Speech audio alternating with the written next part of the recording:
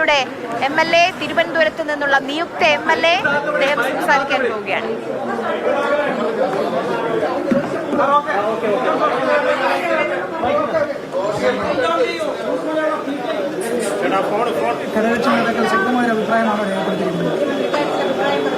ഞങ്ങളോട് സംസാരിച്ചു. AICC എടുക്കുന്ന എന്ത് തീരുമാനവും അംഗീകരിക്കുക എന്നുള്ളതാണ് CMPയുടെ പതിറ്റാണ്ടുകളായിട്ടുള്ള ശീലം. അതിന്റെ അടിസ്ഥാനത്തിൽ AICC ഉചിതമായ ഒരു തീരുമാനമെടുക്കും എന്ന് ഞങ്ങൾക്ക് ഉറപ്പുണ്ട്. അത് ഞങ്ങൾ നിങ്ങളോട് പങ്കുവയ്ക്കുകയാണ്. ഏത് തീരുമാനവും AICC എടുക്കുന്ന ഏത് തീരുമാനവും അംഗീകരിക്കാൻ തയ്യാറാണ് എന്ന അഭിപ്രായമാണ് ഞങ്ങൾ. കേട്ടില്ല.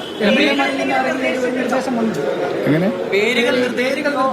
ഇല്ല, അത് ഉണ്ടായിട്ടില്ല. അത് എല്ലാം ഡീറ്റെയിൽസും ചിലപ്പോൾ നിങ്ങളോട് ചർച്ച ചെയ്യാൻ പറ്റില്ലല്ലോ.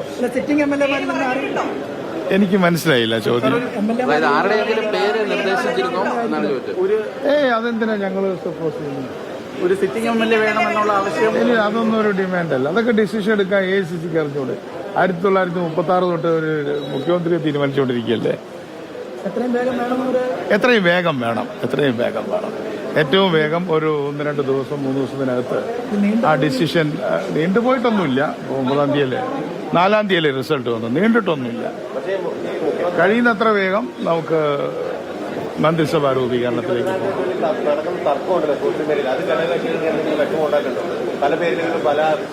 നമ്മുടെ ജനാധിപത്യ പ്രക്രിയ എന്ന് പറഞ്ഞാൽ തന്നെ ഒരു തർക്കമല്ലേ. ഡിസിഷൻ വരുമ്പോൾ തർക്കമെല്ലാം തീരും. Thank you.